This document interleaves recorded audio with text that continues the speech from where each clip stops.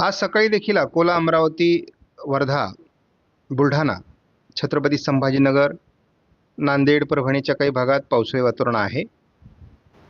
आज लवकरच महाराष्ट्रात बऱ्याच जिल्ह्यांमध्ये पावसास अनुकूल स्थिती आहे.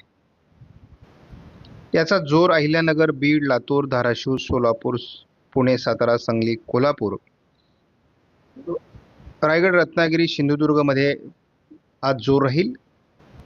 रात्री उशिरापर्यंत हा प्रभाव महाराष्ट्रात राहण्याची शक्यता आहे.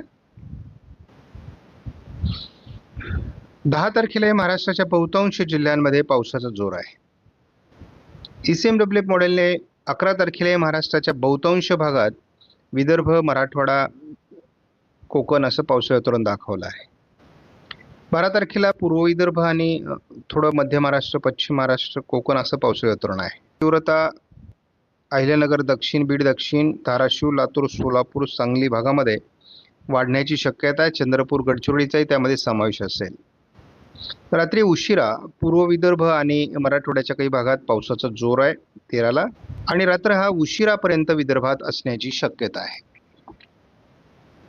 14ला वाऱ्यांचा वेग वाढू लागेल. विदर्भात पावसाचं प्रमाण असेल. कमी दाबाच्या प्रभावामुळे मराठवाडा, पश्चिम महाराष्ट्र आणि पूर्व विदर्भात पावसाला सुरुवात होईल. विदर्भ, मराठवाड्याच्या काही जिल्ह्यांमध्ये 15ला रात्रीच पाऊस वाढेल.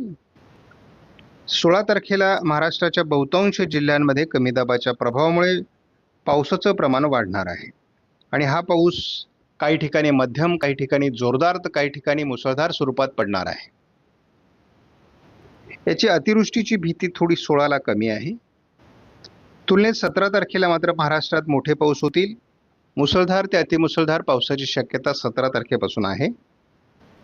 18 तारखेला हे वातावरण उत्तर महाराष्ट्र, उत्तर कोकणात सरकणार आहे.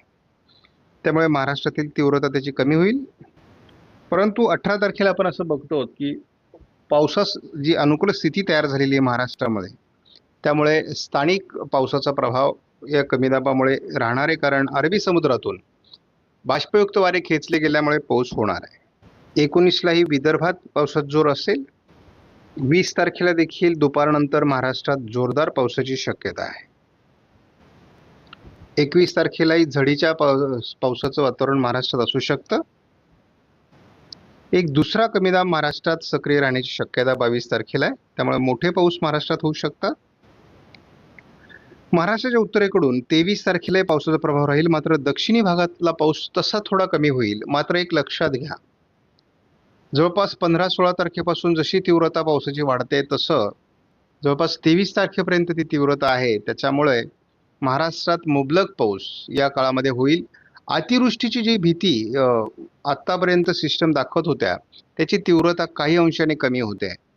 त्यामुळे हलका, मध्यम, काही ठिकाणी मुसळधार, तर काही ठिकाणी अतिमुसळधार पाऊस देखील महाराष्ट्र बघेल. आणि पाणीसाठे वाढणार आहेत.